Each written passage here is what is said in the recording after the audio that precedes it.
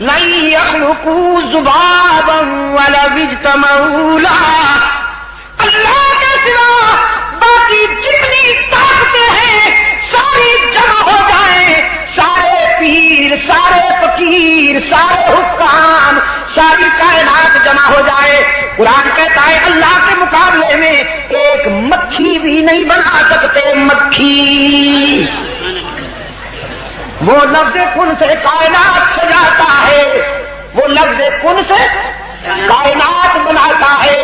کن کہتا ہے تو آسمان سج گیا، کن کہا تو زمین بچھ گئی، کن کہا تو ستارے چمکنے لگے، کن کہا تو گلشن مہکنے لگے، کن کہا تو سبزے لہکنے لگے، کن کہا تو ندیوں کو بہاؤ مل گیا، کن کہا تو شاخوں کو جھکاؤ مل گیا، کن کہا تو طوفانوں کو جوش مل گیا، کن کہا تو سمندروں کو خروش مل گیا، کن کہا تو راتوں کو اندھیرا مل گیا، صبح کو سویرا مل گیا، پہاڑوں کو متانت مل گئی، مویشی مختلف اقسام میں آ گئے، پرندے مختلف بولیوں میں چہکنے لگے، نظام صبح و شام منظم ہو گیا۔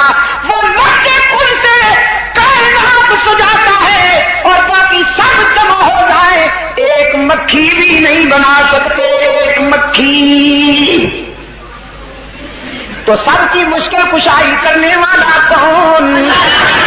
حاجت روائی کرنے والا کون؟ سب کے بیڑے پار اتارنے والا کون؟ یا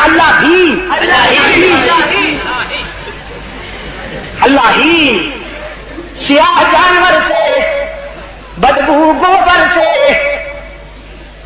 بدبو والی گوبر سے، سیاہ جانور سے، سرخ خون سے سفید دودھ پلانے والا کون؟ وَإِنَّ لَكُمْ فِي الْأَنْعَامِ لَعِبْرَةً نُسْقِيكُم مِّمَّا فِي بُطُونِهِ مِن بَيْنِ فَرْثٍ وَدَمٍ لَبَنًا خَالِصًا سَائِغًا لِّلشَّارِبِينَ۔ قرآن کہتا ہے دودھ کا گلاس پینے سے ایک لمحہ پہلے ذرا سوچ لینا کہاں سے آیا، کس نے بھیجا۔ تیری بکری کی رنگت سیاہ، اس کی گوبر بدبودار، اس کی رگوں میں دوڑنے والا خون سرخ، لیکن وہ کون ہے جو تیرے گلاس میں آنے والے دودھ میں جانور کی سیاہی کو بھی شامل نہیں ہونے دیتا، خون کی سرخی کو بھی شامل نہیں ہونے دیتا، گوبر کی بدبو کو بھی شامل نہیں ہونے دیتا۔ ان تینوں منفی چیزوں میں سے نسقیکم لبنا خالصا سائغا للشاربین، خوش رنگ اور خوش ذائقہ دودھ پلانے والا کون؟